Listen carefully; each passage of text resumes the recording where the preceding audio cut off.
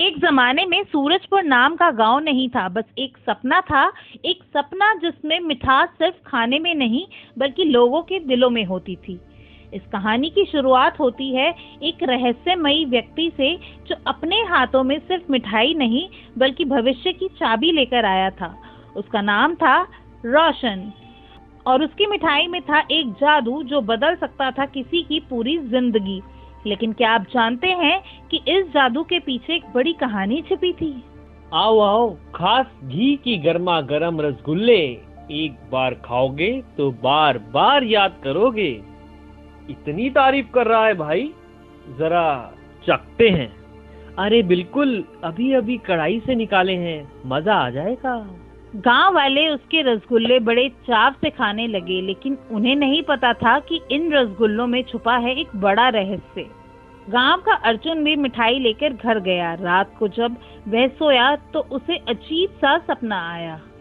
अरे ये क्या, पूरे गांव के बतखें मेरे पीछे क्यों दौड़ रही हैं? सुबह अर्जुन जब रोशन से मिला तो उसने हंसते हुए मजाक किया। ध्यान रखना अर्जुन भैया, कहीं सच में गांव के बतखें आपके पीछे ना पड़ जाएं। और जैसे ही अर्जुन अपने घर पहुंचा, सचमुच सारी बतखें उसके पीछे दौड़ पड़े। अर्जुन डर के मारे भागने लगा और रोशन जोर जोर से हंसने लगा। गांव की दो सहेलियां नीलम और रिया रोशन की मिठाई के बारे में सुनकर उसके पास पहुंची। नीलम उत्सुकता से, रोशन भैया, सुना है आपकी मिठाई खाने से भविष्य दिखाई देता है, क्या ये सच है? अरे नहीं नहीं, मैं तो बस साधारण सा मिठाई वाला हूँ। लेकिन अगले दिन सुबह जब नीलम और रिया मिली तो दोनों के पास अजीब किस्से थे। रिया चौंक कर बोली, नीलम, मैंने सपना देखा कि तेरी शादी एक 90 साल के बूढ़े से हो रही है। नीलम हैरान होकर बोली, और मैंने सपना देखा कि तू बोर्ड परीक्षा में फेल हो गई और कुएं में कूदकर जान दे दी। दोनों सहेलियां पहले हंसी में टाल देती हैं, लेकिन उन्हें नहीं पता था कि ये सपने सच होने वाले हैं। कुछ ही दिनों बाद नीलम के घर शादी की तैयारियां शुरू हो गई। नीलम रोते हुए, नहीं, ये तो वही है, वही बूढ़ा आदमी जैसा रिया ने सपने में देखा था। और जब शादी शुरू होने वाली थी तभी अचानक रोशन पुलिस लेकर आ पहुंचा। रुक जाइए, ये शादी नहीं हो सकती। ये आदमी लड़कियों की तस्करी करता है, हमें इसकी तलाश थी। पुलिस ने उस बूढ़े आदमी को पकड़ लिया और नीलम की शादी रुक गई। रोशन ने नीलम की जिंदगी बचा ली। आप कौन हैं? बार बार सही समय पर हमें बचा कैसे लेते हैं? अरे मैं तो बस मिठाई वाला हूँ। लेकिन तभी नीलम को याद आया कि रिया फेल हो गई है और कुएं में कूदने जा रही है। रोशन भैया, जल्दी चलो, रिया खतरे में है।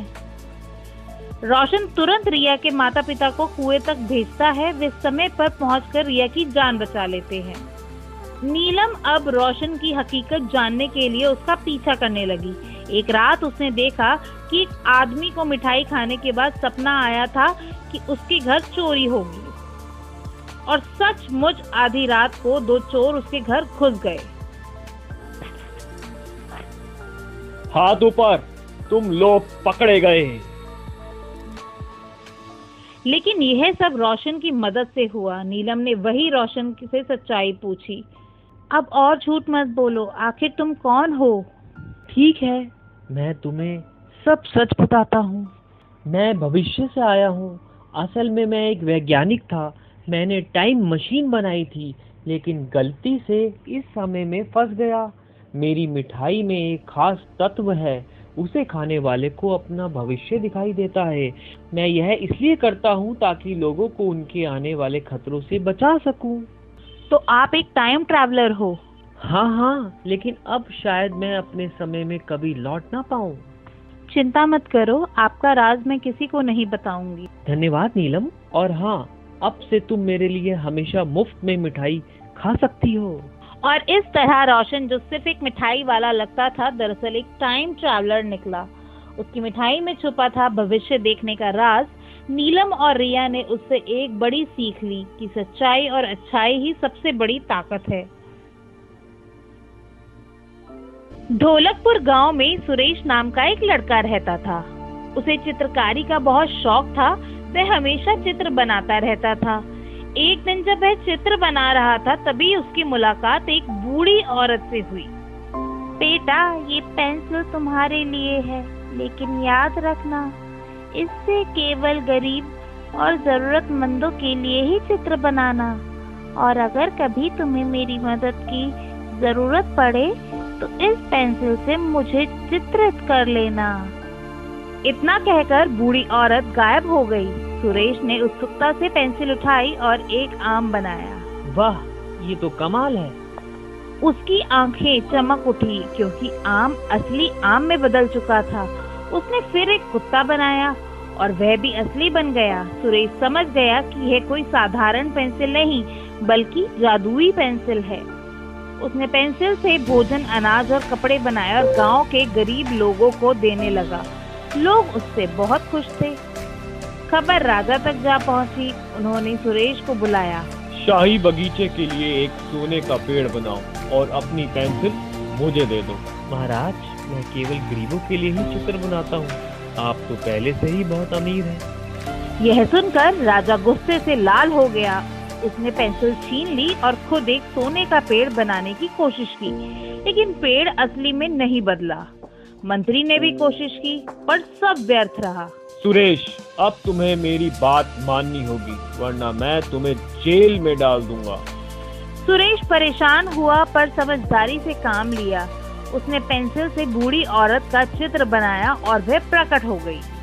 महाराज, आपके पास पहले से ही धन दौलत है, पर सुरेश गरीबों के लिए खुशियां बांट रहा है।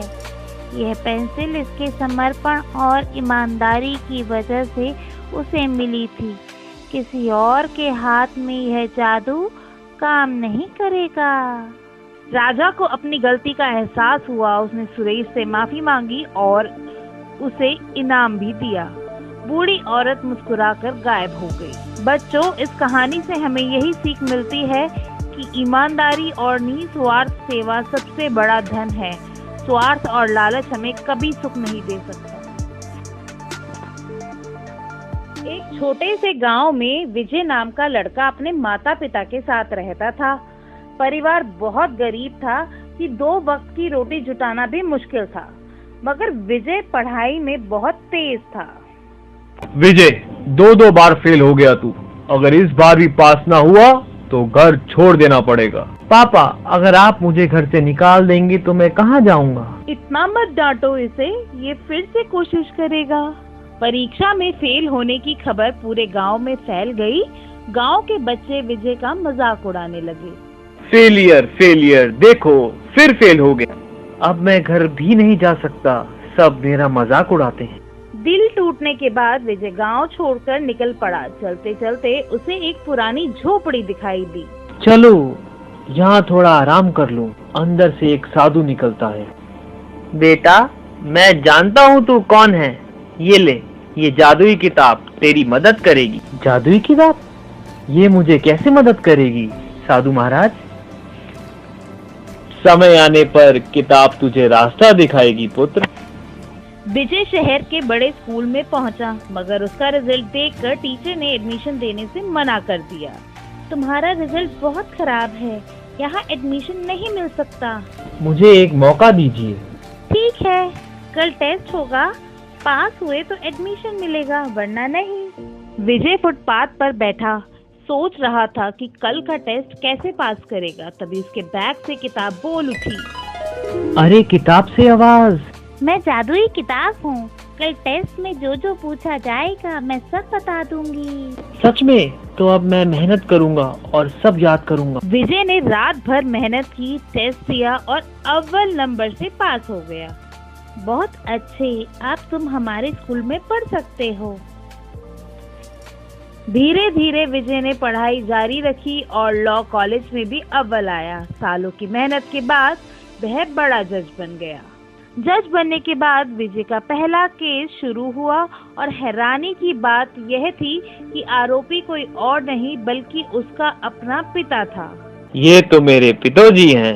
जज साहब, मैंने कोई गुनाह नहीं किया, मुझे बचा लीजिए। सबूत कहाँ है? जब तक सबूत नहीं मिलता, अदालत किसी निर्दोष को सजा नहीं दे सकती। कोई सबूत न मिल पाने पर विजय ने अपने पिता को बरी कर दिया।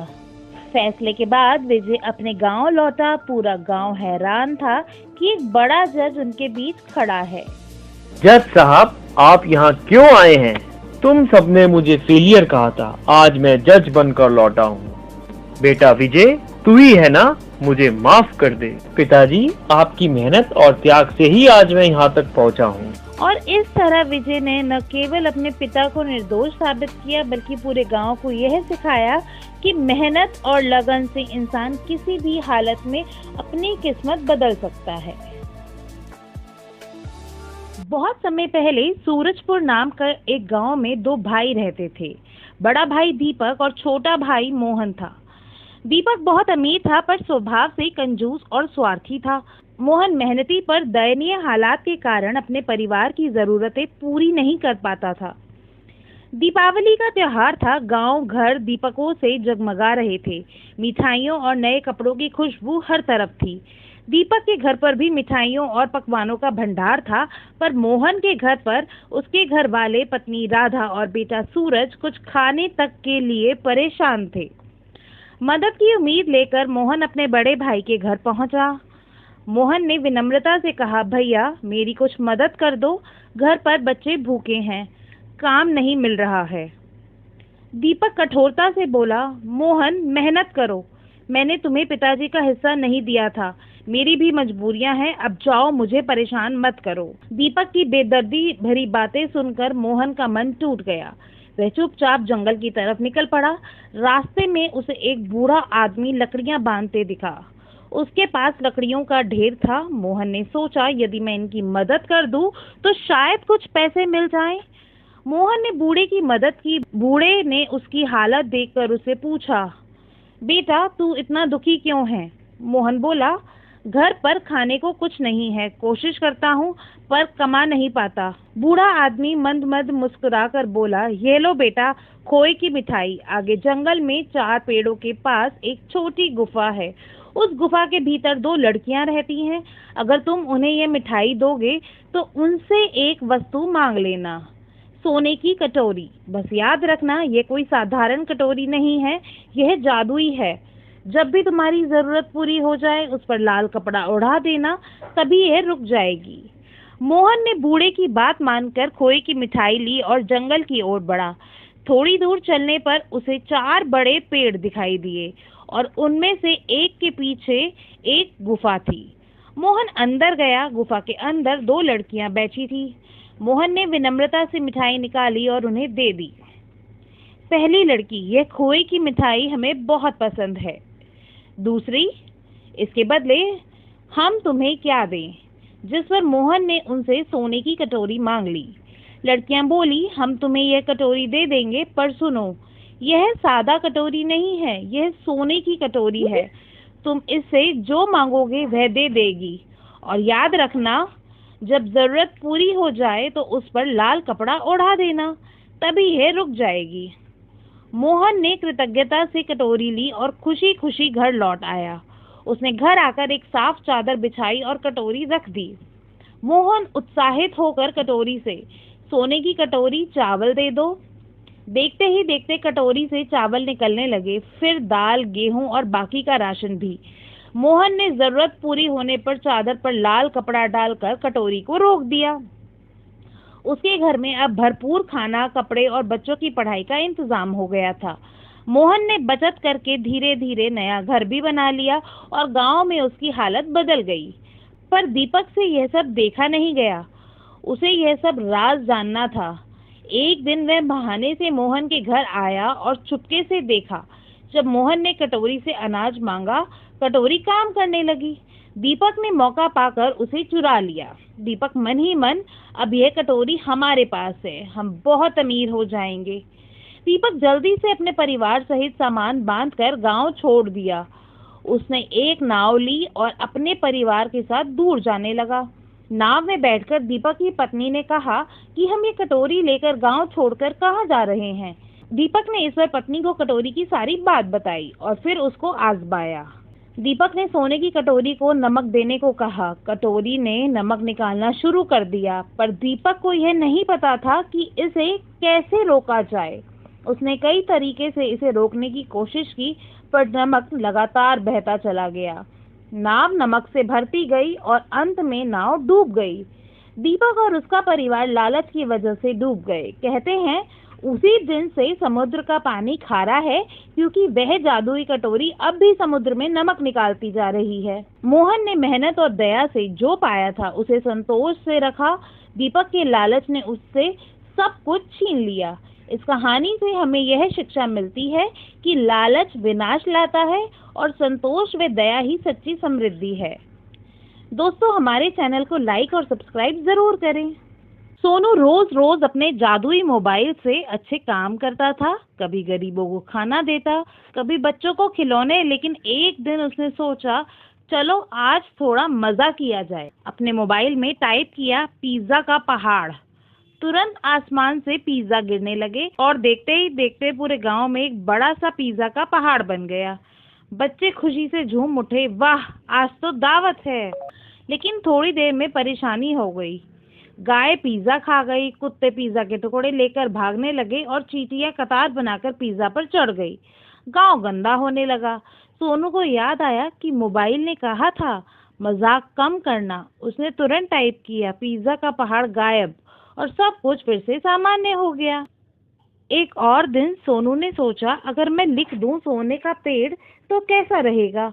उसने मोबाइल में लिखा और बूम, गांव के बीचों बीच एक चमचमाता सोने का पेड़ उगाया। लोग खुश हो गए, लेकिन लालच में एक दूसरे से लड़ने लगे। सोना मेरा है, नहीं मेरा है। तब सोनू समझ गया कि लालच सबसे बड़ा दुश्मन है। उसने टाइप किया सोने का पेड़ गायब, सबके घर खुशियां आ जाए। पेड़ गायब हो गया और गांव वालों के घर में जरूरी सामान अपने आप आ गया।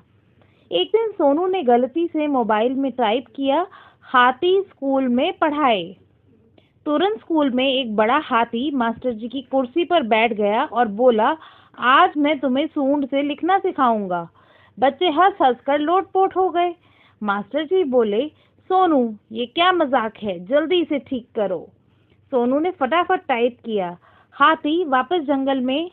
हाथी खुश होकर चला गया। धीरे धीरे सोनू ने सीख लिया कि जादू से मजा तो आता है, लेकिन असली जादू अच्छे काम करने में है। मोबाइल उसकी मदद करता रहा, लेकिन हर बार उसे याद दिलाता सच्चा जादू तुम्हारे दिल में है, मोबाइल सिर्फ एक साधन है। गांव वाले भी कहते हैं सोनू का मोबाइल जादुई है, लेकिन सोनू का दिल उससे भी ज्यादा जादुई है। कोकिलापुर गांव में नर्मदा नाम की एक बूढ़ी दादी रहती थी। नर्मदा को उसके बेटे और बहू ने अपने पोते रिंकू के साथ गांव में छोड़ दिया था। 1 वर्ष बीत गया था और अब घर में खाने को कुछ भी नहीं बचा था। एक दिन नर्मदा रिंकू को लेकर अपनी पड़ोसन निर्मला के घर गई और बोली, बहन लल्ला बहुत भूखा है, अगर कुछ खाना बना हो तो थोड़ा दे दो। निर्मला झुंझलाकर बोली, गांव बसा नहीं और भिखारी पहले आ गए। तेरे बेटे तुझे छोड़कर चले गए, अब पूरा गांव क्या तेरा भार ढोएगा। यह कहकर उसने दरवाजा बंद कर लिया। नर्मदा की आंखों में आंसू आ गए।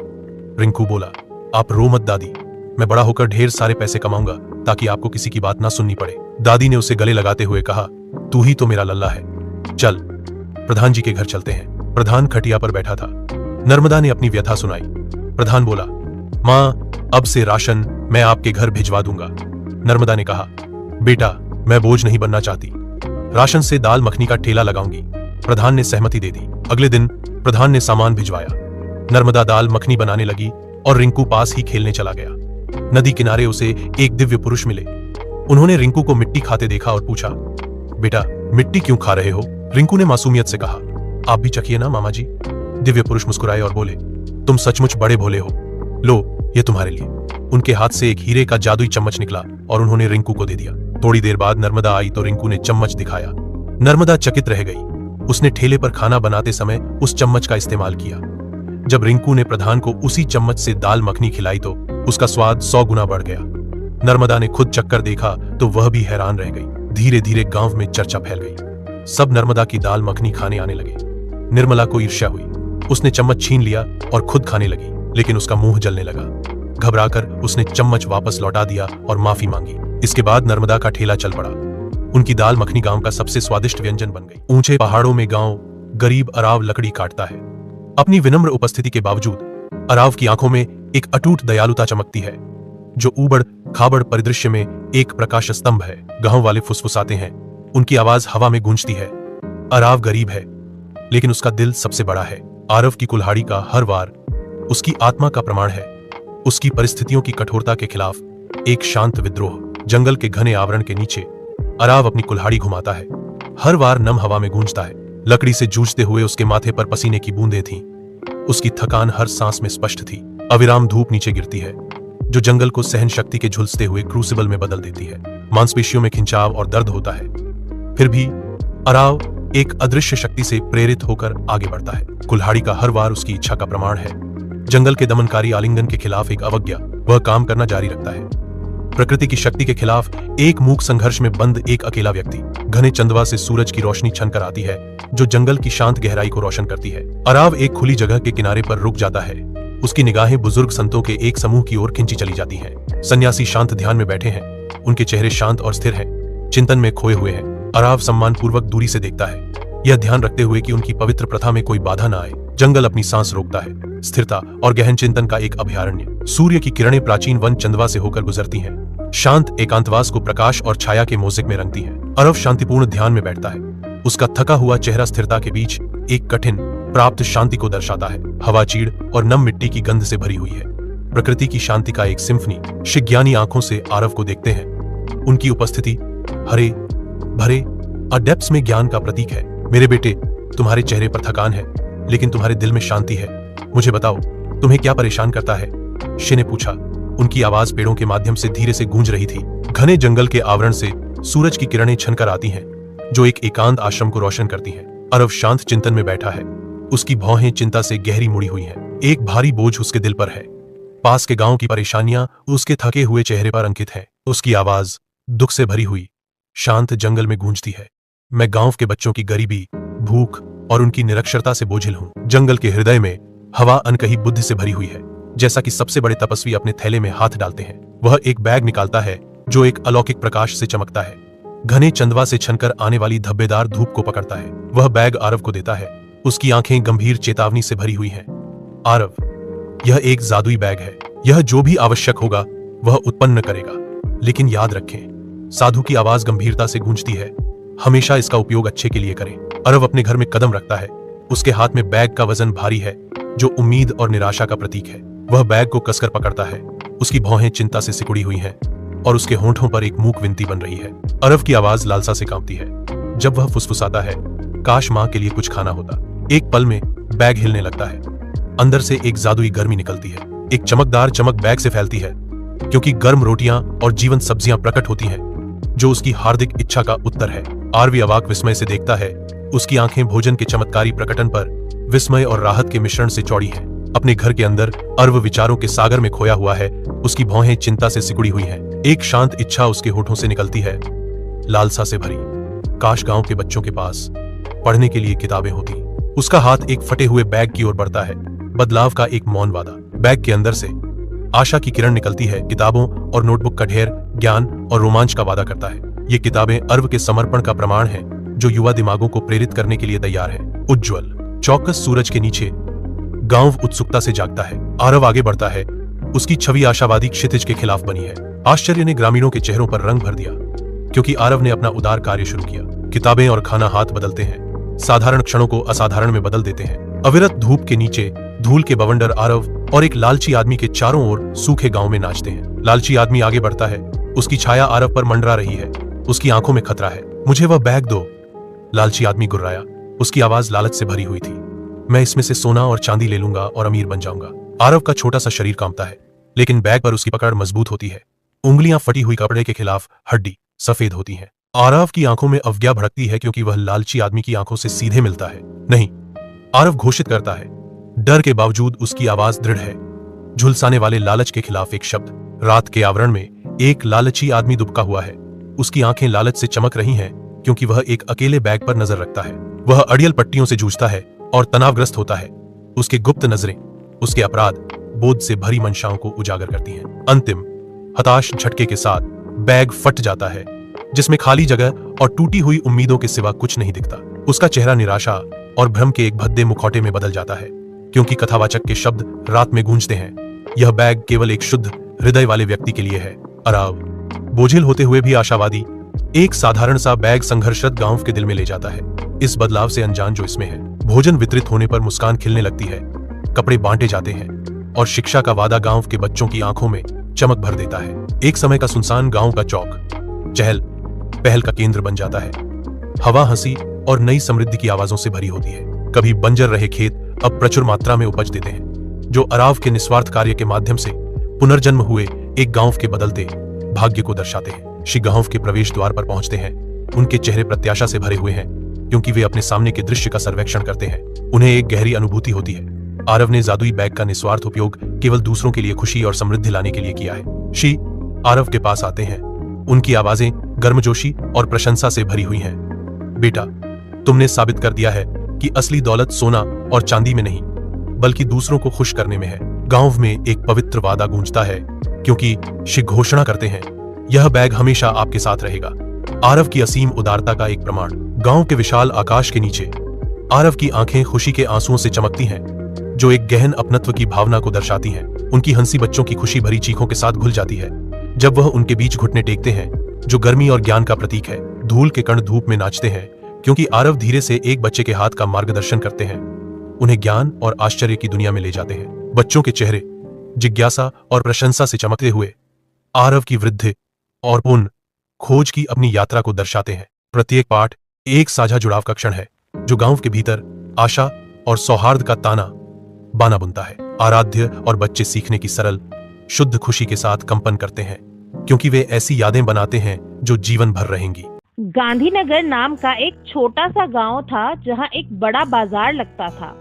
गर्मियों के मौसम में बाजार की सारी भीड़ बलदेव की पेप्सी की दुकान पर लगी रहती थी। बच्चे हो या बड़े, सभी को बलदेव की पेप्सी बहुत पसंद आती थी। बलदेव पूरी ईमानदारी से पेप्सी बनाया करता था, जिसमें अच्छा फिल्टर पानी, साफ चीनी और साफ सुथरे तरीके से बनाया गया जूस होता था, जिसे वे प्लास्टिक की थैली में भरता था। बलदेव की 1 रुपए वाली पेप्सी बहुत बिकती थी और कुछ ही देर में उसका सारा स्टॉक खत्म हो जाता था। बलदेव की दुकान के सामने पवन की दुकान थी, जो आइसक्रीम बेचता था, पर गर्मियों के बावजूद उसकी आइसक्रीम नहीं बिक रही थी।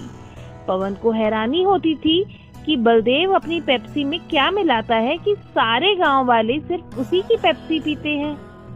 एक ग्राहक ने बताया कि सस्ती होने के कारण वह ज्यादा बिकती है। किसी ने पवन को सलाह दी कि वह भी बाजार से कंपनी वाली पेप्सी खरीदकर बेचना शुरू कर दे।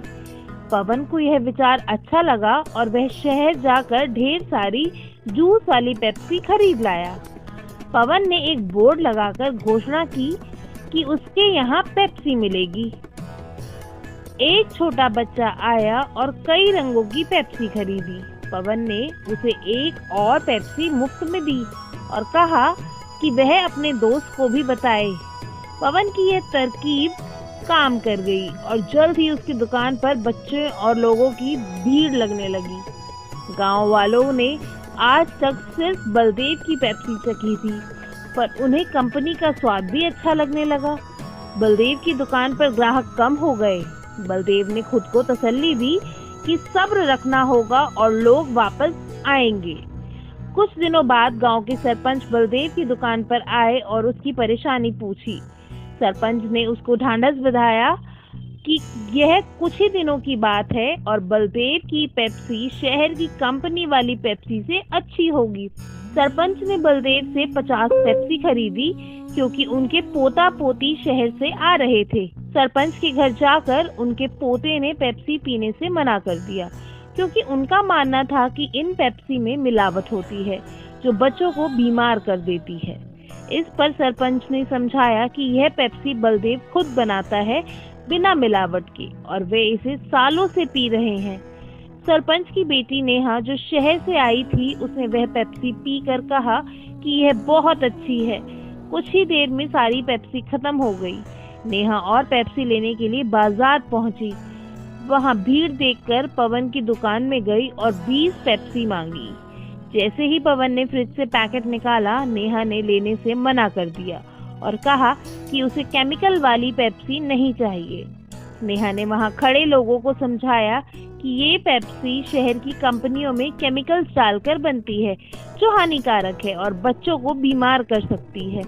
नेहा ने बताया कि वह गांव में बनने वाली पेप्सी लेने आई है, जिसके लिए उसे बलदेव भाई की दुकान पर जाने को कहा गया। केमिकल वाली पेप्सी की बात गांव में आग की तरह फैल गई और माता पिता ने अपने बच्चों को पवन की दुकान से पेप्सी लेने के लिए मना कर दिया। लोगों को बलदेव की अच्छाई समझ आ गई और एक बार फिर बलदेव की पेप्सी बिकने लगी। पवन की दुकान से कोई खरीदारी नहीं कर रहा था और थक हार कर पवन ने पेप्सी बेचना ही छोड़ दिया। इस तरह नेहा ने पूरे गांव को बीमार होने से बचा लिया। महाभारत का युद्ध जिसमें भाई ने भाई का खून बहाया, दोस्त दुश्मन बने और पूरी दुनिया ने धर्म और अधर्म की सबसे बड़ी लड़ाई देखी।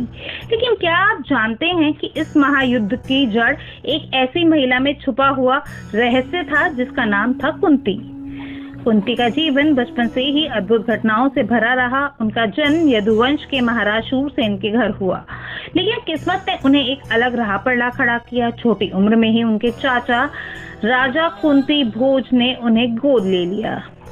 कुंती की आंखों में बुद्धि की चमक थी और स्वभाव में गहरी गंभीरता। महल में राजसी ठाट बाट था, लेकिन कुंती साधारण जीवन को अधिक पसंद करती थी। वह घंटों बगीचे में ध्यान लगाती और ऋषियों विद्वानों की सेवा करती।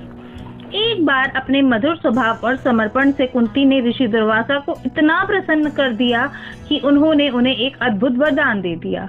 उन्होंने कहा, पुत्री, मैं तुम्हें एक ऐसा मंत्र देता हूँ जिसके द्वारा तुम किसी भी देवता को बुलाकर उनसे संतान प्राप्त कर सकती हो। यह वरदान से अधिक एक अग्नि परीक्षा थी। एक मासूम कन्या के लिए यह केवल एक दिव्य खेल जैसा प्रतीत हुआ, लेकिन यही भविष्य में पूरे महाभारत की दिशा तय करने वाला बना। समय बीतता गया, लेकिन युवा कुंती के मन में ऋषि दुर्वासा का दिया हुआ मंत्र अक्सर गूंजता। आखिर एक दिन उनकी जिज्ञासा ने उन्हें इसे आजमाने पर मजबूर कर दिया। सुबह का समय था, गंगा किनारे हल्की हवा बह रही थी और सूरज की पहली किरणें जल पर सोने सी आभा बिखेर रही थी। कुंती ने मन ही मन सूर्यदेव का स्मरण कर मंत्र जाप किया। क्षण भर में वातावरण बदल गया, चारों ओर सुनहरी रोशनी फैल गई और सूर्यदेव प्रकट हुए। सूर्यदेव ने कहा, कुंती, तुम्हारे आह्वान से मैं यहाँ उपस्थित हुआ हूँ। ये मंत्र व्यर्थ नहीं जा सकता। मैं तुम्हें एक तेजस्वी पुत्र का वरदान देता हूँ। क्षण भर में कुंती की कोख में एक दिव्य बालक आ गया। उसका शरीर सूर्य के समान तेजस्वी था, लेकिन कुंती उस समय अविवाहित थी। उसकी कठोर परंपराएं और बदनामी के भय से उनके सामने पहाड़ बनकर खड़ा था। उन्होंने अपने नवजात शिशु को एक सुंदर टोकरी में रखा, उसमें कुछ कीमती वस्तुएं और एक पत्र रखा और गंगा के बहाव में छोड़ दिया। टोकरी पानी पर तैरती चली गई और कुंती की आंखों से आंसू रुकने का नाम नहीं ले रहे थे। यही वह पल था जिसने महाभारत के इतिहास को जन्म दिया और भाइयों को शत्रु बना दिया। समय बीता और कुंती का विवाह हस्तिनापुर के राजकुमार पांडु से हुआ। पांडु एक साहसी और न्यायप्रिय राजा थे। कुंती ने सोचा कि अब उनका जीवन शांत और वैभव से भरा होगा, लेकिन नीति ने उनके लिए एक और राह चुन रखी थी। एक दिन वन में शिकार करते समय ऋषि ने पांडु को श्राप दे दिया कि जिस दिन वे अपनी पत्नी को स्पर्श करेंगे उसी दिन उनकी मृत्यु हो जाएगी। यह श्राप उनके जीवन का सबसे बड़ा संकट बन गया। संतान की कामना तो थी, लेकिन श्राप के कारण असंभव था। तभी कुंती को अपने बचपन का अद्भुत वरदान याद आया। उन्होंने पांडु को ये रहस्य बताया। सबसे पहले कुंती ने धर्मराज यम का स्मरण किया और उनसे युधिष्ठिर का जन्म हुआ। फिर वायुदेव के आशीर्वाद से भीम का जन्म हुआ। इसके बाद इंद्र के आह्वान से अर्जुन का जन्म हुआ। पांडु की दूसरी पत्नी माद्री ने भी कुंती से यह मंत्र प्राप्त किया और अश्विनी कुमारों को बुलाकर नकुल और सहदेव को जन्म दिया। इस प्रकार पांचों पांडव दिव्य और चमत्कारी ढंग से जन्मे। लेकिन कुंती का पहला पुत्र, जिसे उन्होंने गंगा में प्रवाहित कर दिया था, कर्ण, उस समय अपने भाइयों से अनजान अलग जीवन जी रहा था। कर्ण को गंगा किनारे सारथी अधिरथ और उनकी पत्नी राधा ने पाया और अपना पुत्र मान लिया। कर्ण की प्रतिभा अद्वितीय थी। वह अर्जुन जैसे श्रेष्ठ योद्धा को भी चुनौती दे सकता था। लेकिन उसकी जाति और जन्म ने अक्सर उसे अपमानित कराया। दुर्योधन ने इस अपमान को तोड़ा और कर्ण को अंग देश का राजा बनाया। कृतज्ञ कर्ण ने दुर्योधन की मित्रता को अपना सबसे बड़ा धर्म मान लिया। यही से कर्ण और दुर्योधन की अटूट दोस्ती शुरू हुई। यह वही कर्ण था, कुंती का पहला पुत्र, जो अब पांडवों का सबसे बड़ा प्रतिद्वंदी बन चुका था। युद्ध के पहले कुंती कर्ण से मिलने पहुंची। उन्होंने कर्ण को सच्चाई बताई। तुम मेरे पुत्र हो, पांडवों के बड़े भाई। कर्ण का हृदय विचलित हुआ, लेकिन उसने उत्तर दिया, माँ, जब पूरी दुनिया ने मुझे तिरस्कृत किया तब दुर्योधन ने मुझे सम्मान दिया। मैं उसे धोखा नहीं दे सकता, पर मैं वचन देता हूँ, युद्ध में अर्जुन को छोड़ किसी पांडव को नहीं मारूंगा। युद्ध का दिन आया। कुरुक्षेत्र में धूल और शंखनाद से धरती कांप उठी। युद्ध भूमि पर जब कर्ण का रथ कीचड़ में धंस गया, उसने पहिया निकालने की कोशिश की। उसी समय कृष्ण ने अर्जुन को संकेत दिया और कर्ण वीर गति को प्राप्त हुआ। उसकी आंखों में अंतिम सांस तक माँ का चेहरा तैरता रहा, लेकिन कुंती वहां नहीं थी। कुंती का हृदय चुपचाप रोता रहा, क्योंकि उन्होंने अपने ही पुत्र को खो दिया था। यही वही क्षण था जिसने साबित कर दिया था कि नियति चाहे कितनी भी क्रूर क्यों न हो, उसका लिखा कोई नहीं बदल सकता। कुंती का एक छोटा सा रहस्य जिसने भाइयों को शत्रु बना दिया और इतिहास को हमेशा के लिए बदल दिया।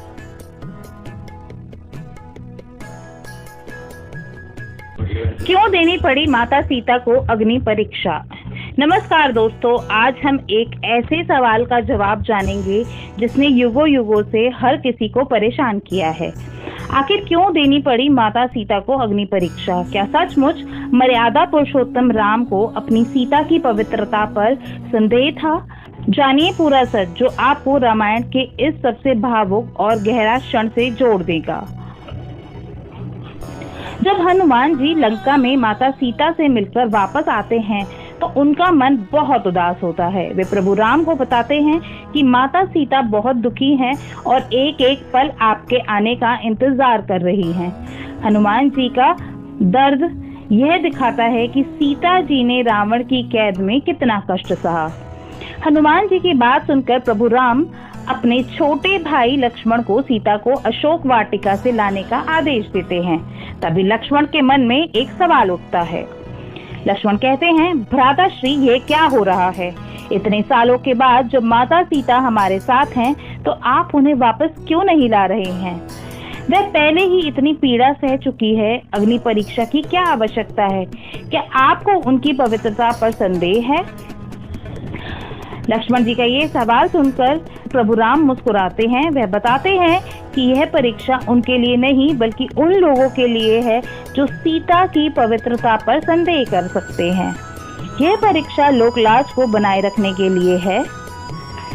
और यहीं पर प्रभु राम एक ऐसा रहस्य खोलते हैं जो बहुत कम लोग जानते हैं।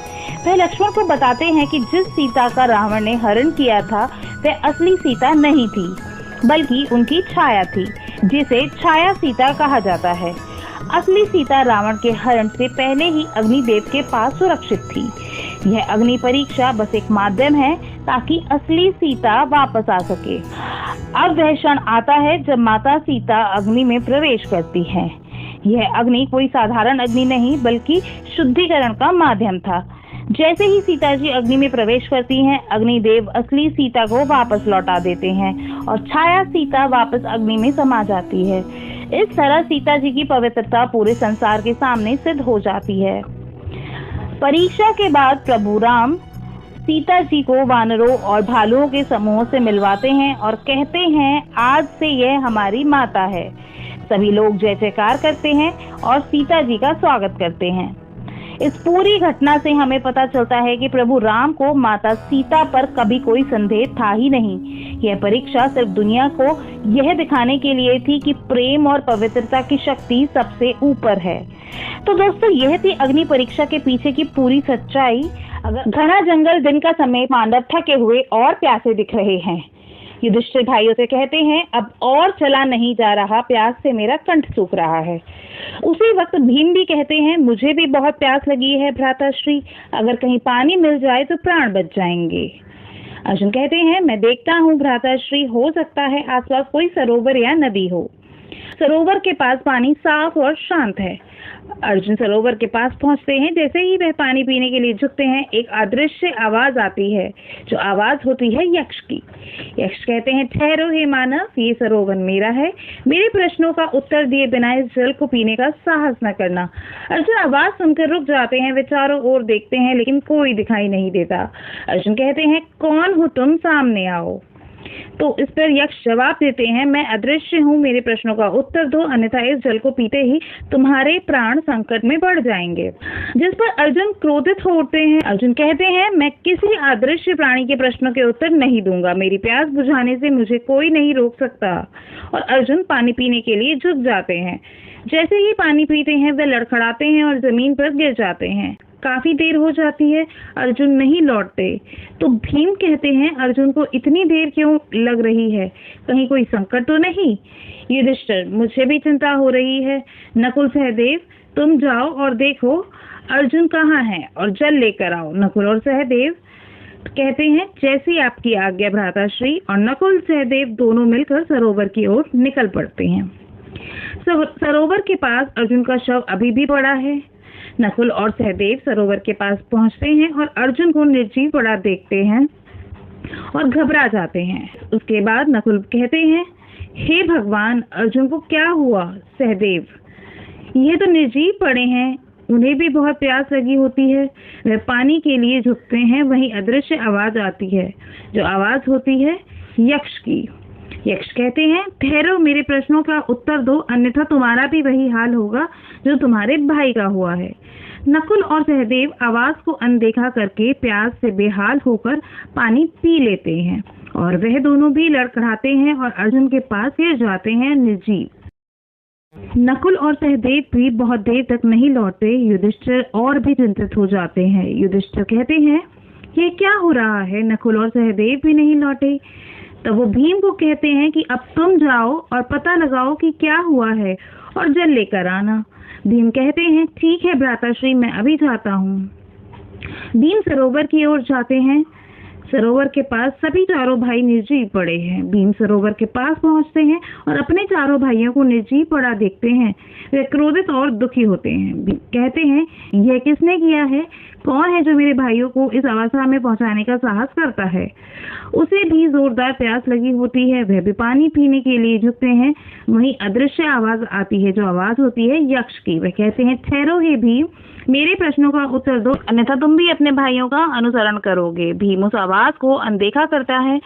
भीम कहते हैं, मैं किसी अदृश्य प्राणी के आदेश नहीं मानता, मेरी प्यास सबसे पहले है। भीम पानी पीते हैं और लड़खड़ाकर गिर जाते हैं निर्जीव। अब जंगल में युधिष्ठिर अकेले हैं और चिंतित है। उन्हें आभास होता है कि कुछ अनिष्ट जरूर हुआ है। युधिष्ठिर कहते हैं, मेरे सभी भाई कहाँ रह गए? मुझे स्वयं ही जाकर देखना होगा। युधिष्ठिर सरोवर की ओर जाते हैं। सरोवर के पास सभी भाइयों को निर्जीव देखकर युधिष्ठिर सरोवर के पास पहुंचकर अपने सभी भाइयों को निर्जीव पड़ा देखते हैं। वे गहरे दुख में डूब जाते हैं। युधिष्ठिर कहते हैं, हे भाइयों, यह क्या हो गया? किसने तुम्हें इस अवस्था में पहुंचाया? युधिष्ठिर को भी प्यास लगी होती है। वे पानी पीने के लिए झुकते हैं। इस बार यक्ष प्रकट होते हैं। यक्ष कहते हैं, ठहरो युधिष्ठिर, ये सरोवर मेरा है। तुम्हारे भाइयों ने मेरी बात नहीं मानी और बिना प्रश्नों का उत्तर दिए जल पी लिया, इसलिए उनकी यह दशा हुई है। यदि तुम भी ऐसा ही करोगे तो तुम्हारा भी वही हश्र होगा। युधिष्ठिर यक्ष को देखकर शांत और विनीत भाव से खड़े होते हैं। युधिष्ठिर कहते हैं, हे यक्षराज, मैं आपकी बात मानता हूँ। मैं आपके प्रश्नों के उत्तर देने के लिए तैयार हूँ। कृपया अपने प्रश्न पूछे। यक्ष, बहुत अच्छे युधिष्ठिर, तो सुनो, मेरा पहला प्रश्न है, मनुष्य का सबसे बड़ा सहारा क्या है? युधिष्ठिर इसके जवाब में कहते हैं, धैर्य। यक्ष बोलते हैं, उत्तम। अगला प्रश्न है, क्या चीज सूर्य को उदय होने के लिए प्रेरित करती है? युधिष्ठिर इसके जवाब में कहते हैं, ब्रह्मा। यक्ष कहते हैं, ठीक है। अगला प्रश्न, किस चीज से मनुष्य बुद्धिमान बनता है? युधिष्ठिर का जवाब आता है, सज्जनों की संगति से। यक्ष इस पर कहते हैं, बहुत खूब। प्रश्न 4, संसार में सबसे आश्चर्यजनक क्या है? युधिष्ठिर, हर दिन असंख्य जीव मृत्यु को प्राप्त होते हैं, फिर विशेष जीव हमारे जीवित रहने की इच्छा रखते हैं, यही सबसे बड़ा आश्चर्य है। यक्ष कहते हैं, सच कहा युधिष्ठिर। अंतिम प्रश्न पूछते हैं वे, सबसे बड़ा धर्म क्या है? युधिष्ठिर कहते हैं, अहिंसा। यक्ष, हे युधिष्ठिर, मैं तुम्हारे उत्तरों से अत्यंत प्रसन्न हूँ। तुम्हारी बुद्धिमता और धर्मपरायण अद्भुत है। मैं तुम्हें एक वरदान देना चाहता हूँ कि मैं तुम्हारे एक भाई को जीवित कर सकता हूँ। बताओ, तुम किसे जीवित कराना चाहते हो? युधिष्ठिर थोड़ी देर सोचते हैं। युधिष्ठिर कहते हैं, हे यक्षराज, मैं नकुल को जीवित कराना चाहता हूँ। यक्ष थोड़ा आश्चर्यचकित होते हैं। यक्ष ने उनसे पूछा, नकुल को क्यों? युधिष्ठिर, भीम में 10,000 हाथियों का बल है और अर्जुन संसार का सबसे महान धनुर्धर। तुम उन्हें छोड़कर नकुल को क्यों जीवित कराना चाहते हो? युधिष्ठिर कहते हैं, हे यक्षराज, मेरे पिता की 2 पत्नियां थी, कुंती और माद्री। कुंती का मैं पुत्र जीवित हूँ। यदि नकुल जीवित हो जाए तो माद्री का भी एक पुत्र जीवित रहेगा। इस प्रकार दोनों माताओं के एक एक पुत्र जीवित रहेंगे और न्याय बना रहेगा। यक्ष युधिष्ठिर की धर्मनिष्ठा और न्यायप्रियता से अभिभूत हो जाते हैं। यक्ष का रूप बदलने लगता है और वह धर्मराज यम के रूप में प्रकट हो जाते हैं। धर्मराज, हे पुत्र युधिष्ठिर, मैं तुम्हारा पिता धर्मराज हूँ। मैं तुम्हारी धर्मपरायणता और न्यायप्रियता से अत्यंत प्रसन्न हूँ। तुमने अपनी परीक्षा में सफलता प्राप्त की है। धर्मराज अपनी शक्ति से सभी पांडवों को जीवित कर देते हैं। धीरे धीरे भीम, अर्जुन, नकुल, सहदेव उठ खड़े होते हैं। जिसे भीम कहते हैं, हम जीवित कैसे हैं? अर्जुन, भ्राता श्री युधिष्ठिर, सभी भाई युधिष्ठिर को गले लगाने लगते हैं। धर्मराज, पुत्रों, अब तुम सब सुरक्षित हो। युधिष्ठिर की धर्मनिष्ठा ने तुम सब के प्राणों की रक्षा की है। युधिष्ठिर, मैं तुम्हें 2 वरदान और देना चाहता हूँ। युधिष्ठिर कहते हैं, जो आज्ञा पिताश्री। धर्मराज कहते हैं, पहला वरदान यह है कि तुम्हारे अज्ञातवास के दौरान तुम्हें कोई भी पहचान नहीं पाएगा, और दूसरा यह है कि तुम हमेशा धर्म के मार्ग पर चलते रहोगे। युधिष्ठिर कहते हैं, आपका आशीर्वाद ही हमारे लिए सब कुछ है पिताश्री। धर्मराज मुस्कुराते हैं और अंतर्ध्यान हो जाते हैं। पांडव एक दूसरे को देखते हैं। राहत और खुशी उनके चेहरे पर साफ दिखाई देती है। पांडव एक साथ जंगल से बाहर निकलते हुए दिखाई देते हैं, अब और अधिक शक्तिशाली और एकजुटता के साथ।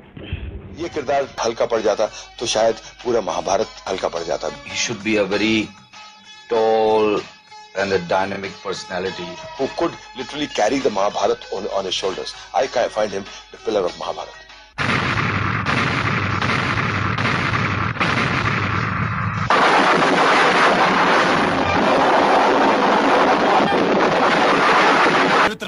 धृतराष्ट्र, क्या तुमने ये निर्णय ले लिया है कि तुम हस्तिनापुर का विनाश किए बिना नहीं रहोगे? मुकेश खन्ना के बारे में एक बड़ी इंटरेस्टिंग बात, how he really came into the picture. He first of all इसको लिया गया था, हमने लिया था द्रोणाचार्य के रोल के लिए। दरअसल पहले हमने इसको दुर्योधन भी ऑफर किया। जहाँ तक मेरा सवाल था, मुझे ये लगता था कि नहीं, ये कैरेक्टर दुर्योधन के लिए शायद उतना अच्छा नहीं होगा, ये शायद द्रोण के लिए अच्छा होगा, क्योंकि द्रोण भी एक ऐसा कैरेक्टर था जहाँ पे हमें एक बड़े एक इम्पोजिंग कैरेक्टर की। जिस सिंहासन पे बैठे हो उसके नीचे तो आग न जलाओ, ये सिंहासन जल जाएगा ये सिंहासन। प्रतिज्ञा जो उसने ली थी कि मैं आजीवन ब्रह्मचारी रहूंगा, जीवन भर विवाह नहीं करूंगा, वंशहीन ही रहूंगा और वंशहीन ही मरूंगा। उस प्रतिज्ञा के बाद में जब उसके पिताश्री चिंतित होते हैं, उस वक्त जो वो वचन देता है, वो वचन ही इसकी आस्था का बेस है। भाई साहब ने एकदम हमने कहा कि जिस तरह की आपकी एक डेप्थ है आवाज में, जिस तरह का आपकी एक गंभीरता है आपके पूरे एटीट्यूड में, शायद कैरेक्टर में, तो ऐसा ही हमारा एक कैरेक्टर है विदुर। जब हस्तिनापुर ढहेगा ताजश्री, तो उसकी धूल उड़कर आपके श्वेत वस्त्रों तक अवश्य जाएगी, अवश्य। इन लोगों ने प्लानिंग की तो उन्होंने मुझे बुलाया और स्क्रीन टेस्ट लिया, लेकिन स्क्रीन टेस्ट में भी जो इन्होंने मुझे लाइंस दी थी, वो लाइंस मैंने नहीं बोली। मैंने अपनी तरफ से कुछ लाइंस प्रिपेयर की थी। क्या पत्नी का ये करते हुए नहीं कि वो अपने पति के दुख को समझे? मैंने आज से अपने जीवन को उसी अंधकार में लपेट लिया है। तो मेरे ख्याल से वो लाइंस इनको इतनी इम्प्रेस कर गई होंगी कि उन्होंने सोचा होगा कि शायद ही गांधारी के रोल के लिए फिट हो। इस कैरेक्टर ने बहुत ही अट्रैक्ट किया था और मुझे लग रहा था कि स्क्रीन पे अगर आपकी जो एक एक्टर्स के एक हथियार होता है आंखें, कि अगर आंखों से ही सब कुछ एक्सप्रेस कर पाता है, अगर वो उससे छीन लिया जाए तो एक्टर आधा तो कहीं ना कहीं खत्म होता। जिस अंधकार में कुरु राजकुमार धृतराष्ट्र का जीवन लिपटा हुआ है, मैं इस प्रकाश को, इस जीते जागते पृथ्वीलोक को क्यों देखूं, जिसका वे अनुभव नहीं कर सकते। विदुर कैरेक्टर जो है पूरे महाभारत में एक ऐसा पात्र है जिसकी जिंदगी बीत जाती है दो फैमिलीज को आपस में जोड़ते हुए। खूबसूरत, हैंडसम, एक एंग्री यंग मैन, एक दुनिया से सताया हुआ, माँ बाप से बिछड़ा हुआ, जिसको सोसाइटी ने कोई जगह नहीं दी। करण का रोल मुझे मिस्टर मदन चोपड़ा एक हैं जो बीआर स्टूडियो को संभालते हैं, उनसे मुझे पता चला कि बीआर चोपड़ा महाभारत सीरियल बनाने वाले हैं। उनका इस धीर तो बौखला गए, कहते हैं भाई ये करण तो अच्छा करेक्टर नहीं है, मैं नहीं करूंगा। तो मैंने बहुत उन्हें समझाया कि भाई करण बहुत अच्छा करेक्टर, कि करण के बारे में मैं कुछ जानता नहीं था, ना ही महाभारत के बारे में। मुझे ये लगा कि अर्जुन और कृष्ण के अलावा इसमें और कोई रोल करने के लिए है ही नहीं। फिर मुझे चोपड़ा साहब ने एक्सप्लेन किया कि करण बहुत ही अच्छा रोल है, इंपॉर्टेंट रोल है, और कुछ किताबें दी गई। उन किताबों को पढ़ने के बाद मैंने फिर फैसला किया कि मैं करण का रोल करूंगा। इस सूर्य पुत्र करण को संसार सूत पुत्र कहकर अपमानित करता रहा और आप चुप बैठी रहीं। और आज आपको अपना त्यागा हुआ पुत्र कैसे याद आ गया? अपने इस त्यागे अभागे पुत्र से क्या चाहिए आपको? गद्दी पर हक तो उसका था, लेकिन मिला नहीं। कभी कभी जी चाहता है कि वो मुझे कहीं मिल जाएं और मैं उनके चरण स्पर्श के पश्चात उनसे ये पूछूं कि हे माता, मुझे मेरा दोष तो बताओ, मुझे ये तो बताओ कि मैं किस अपराध का दंड भुगत रहा हूं। मेरा स्क्रीन टेस्ट लिया गया और कुछ 4 दिन बाद मुझे बुलाकर कहा गया कि तुम करण के रोल के लिए सिलेक्ट कर दिए। आप सोच रहे होंगे शायद मैंने अपने आप को कास्ट किया इसके लिए, लेकिन मैं आपको प्रॉमिस करता हूं कि मैंने अपने आप को इसमें कास्ट नहीं किया। धारावाहिक में शकुनी मामा का किरदार निभाने के लिए 3 लोगों को चुना गया था।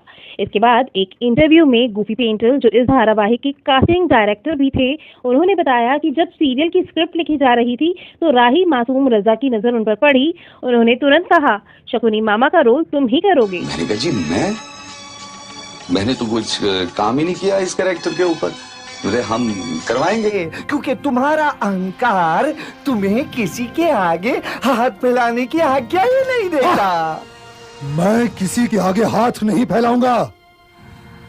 जीजा श्री ने ठीक ही कहा था कि पराजय तुम्हारे दुर्भाग्य में है और ये दुर्भाग्य तुम्हें स्वीकार करना ही पड़ेगा। सबसे महत्वपूर्ण कार्य, और वो था The selection of Lord Krishna। जब धर्म और अधर्म के बीच युद्ध होने जा रहा हो, तब केवल एक तीर्थ स्थान रह जाता है दाऊ, केवल एक तीर्थ स्थान, रणभूमि। कुछ 55 वीडियो टेस्ट लिए गए। It was quite a hectic task। सबको मुकुट पहना के, मोर पंखी पहना के देखा गया, भाई ये कृष्ण कैसे लगते हैं। कामरोग बैरी को मारने की मुझ में शक्ति नहीं है, तो ये तेरी भूल है, क्योंकि इस शरीर से इंद्रियां बहुत परे हैं और इंद्रियों से परे मन है और मन से परे बुद्धि। नितेश भारद्वाज के साथ एक एड फिल्म की थी, तो जब वो एड फिल्म की थी तो लगा कि शायद ये आदमी कृष्ण बन सकता है। ये तो कोई न्याय नहीं हुआ दाऊ, टूटना ही था इस जंगा को, क्योंकि मजले भैया प्रतिज्ञाबद्ध थे। मुझे ये बताइए दाऊ कि यदि मजले भैया के स्थान पर आप रहे होते तो आप क्या करते? बीआर चोपड़ा की महाभारत में कृष्ण का किरदार निभाने वाले अभिनेता नीतीश भारद्वाज को दर्शकों ने खूब पसंद किया, लेकिन आपको जानकर हैरानी होगी कि इस किरदार के लिए उन्होंने कभी ऑडिशन दिया ही नहीं था। दरअसल वे बीआर चोपड़ा के पास विदुर का किरदार मांगने गए थे। Complex character, very complicated, no, I shouldn't be saying complex, complicated character, very difficult to portray because it has got different shades of human emotions and superhuman emotions.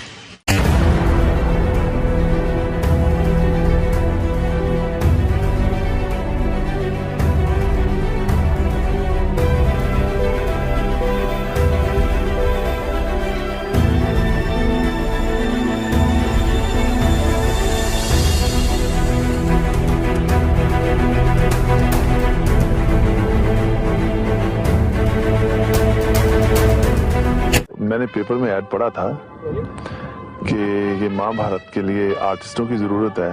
Bhim के बारे में तो सब जानते हैं, तगड़े थे, तो एक ऐसा कैरेक्टर चाहिए था जो बाकी सब कैरेक्टर से ज्यादा टफ लगे, एक्टिंग भी जानता हो और भीम जैसा लगे भी। भीम में जो चीज चाहिए थी जो कैरेक्टर के लिए, वो आप में है। बस मुझे इतना, मतलब मेरा सारा जो कहने का मतलब कि मुझे इतनी तकलीफ नहीं करनी पड़ी। तो जब एंटर हुए तो लगा कि भाई यही भीम है, इससे बेटर भीम नहीं मिल सकता। Arjun's character was the only character which had various shades. Arjun को देखा, उसका टेस्ट लिया तो लगा कि एक इसमें एक बात है, इसमें एक वो जो एक पोस्चर जो होता है एक वॉरियर का, वो नजर आया। This character by itself is larger than life and I had the good fortune of portraying it. Who doesn't love Arjun? Yudhishthir का जो रोल है महाभारत में, तो रामायण में जो राम का रोल था एग्जैक्टली सेम है, क्योंकि राम भी एक मर्यादा पुरुष थे और उस युग में राम के बाद युधिष्ठिर एक मर्यादा पुरुष हुए हैं।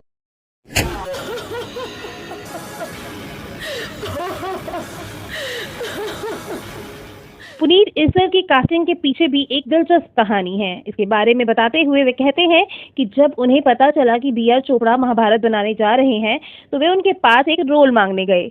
उस दौरान बी आर चोपड़ा उनके लुक से काफी प्रभावित हुए और उन्हें भीम का रोल भी ऑफर कर दिया, लेकिन पुनीत इस्सर ने ये रोल करने से मना कर दिया और दुर्योधन का रोल करने के लिए ऑडिशन देने की इच्छा जताई। नतीजा यह हुआ कि वह इस रोल के लिए चुने भी गए और दुर्योधन का किरदार उनकी पहचान भी बन गया।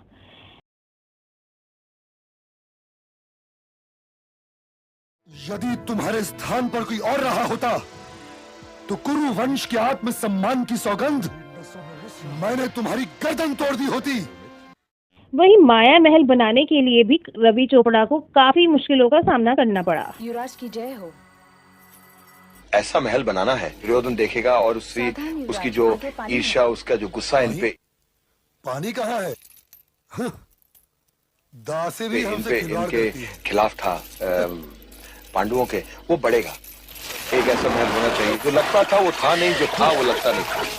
यहाँ पे सबसे डिफिकल्ट बात क्या थी कि भाई एक बार ये तो बनाने में 2 दिन लगे थे, ये पूरा डिजाइन बनाने में, और हमारी किस्मत की बात थी कि एक ही बार बहुत अच्छा आया। कुछ नई चीज की थी हमने महाभारत में, कि नॉर्मली जब ये करते तो इसको मैकेनिकल इफेक्ट्स में नहीं शायद करते, इसे कैमरा इफेक्ट्स में करते। हमने इसे मैकेनिकल इफेक्ट्स में किया और अच्छा लगा।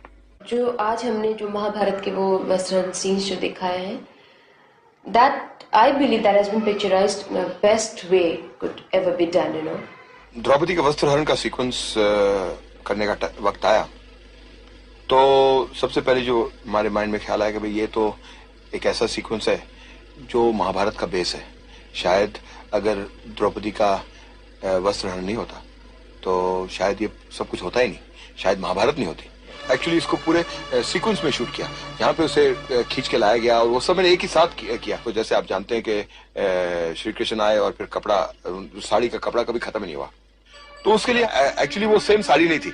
वो जो साड़ी उसने बांधी थी और जो साड़ी जो हम खींच रहे थे वो सेम साड़ी नहीं थी, पर हमने वो स्पेशल इफेक्ट्स में ऐसा इफेक्ट दिया।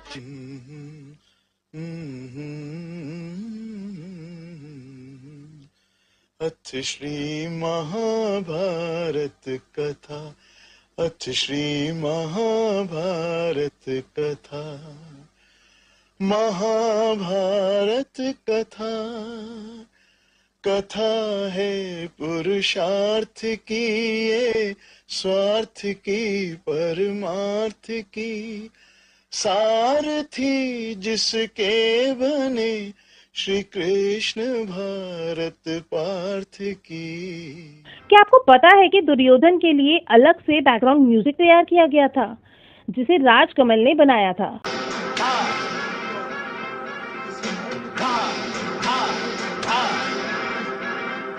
चालबाज की चल सकी यहाँ न कोई चाल, चालबाज की चल सकी यहाँ न कोई चाल, आज उठा कर ले चला चाल। चालबाज को का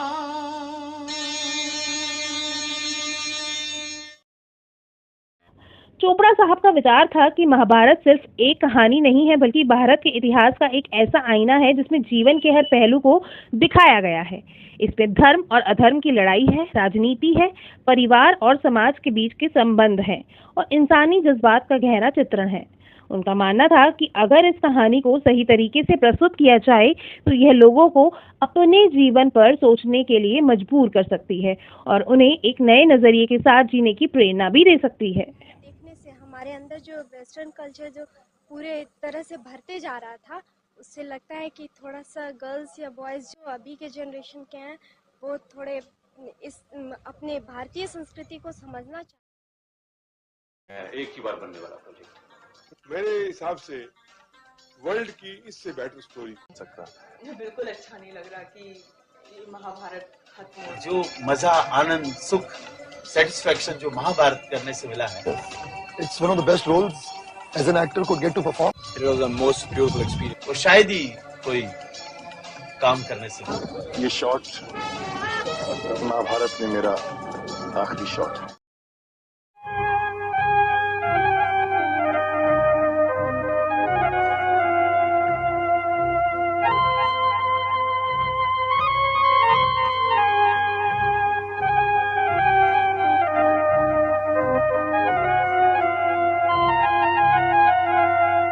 महाभारत सायुध न हो, महाभारत सायुध न हो अन्याय की कोई बात, महाभारत सायुध न हो अन्याय की कोई बात। चलो हम होले उसके साथ, करे जो कृष्ण के जैसी बात। कर्म है गीता का उपदेश, महाभारत है शांति संदेश। कर्म है गीता का उपदेश, महाभारत है शांति संदेश। कर्म है गीता का उपदेश, महाभारत है शांति संदेश।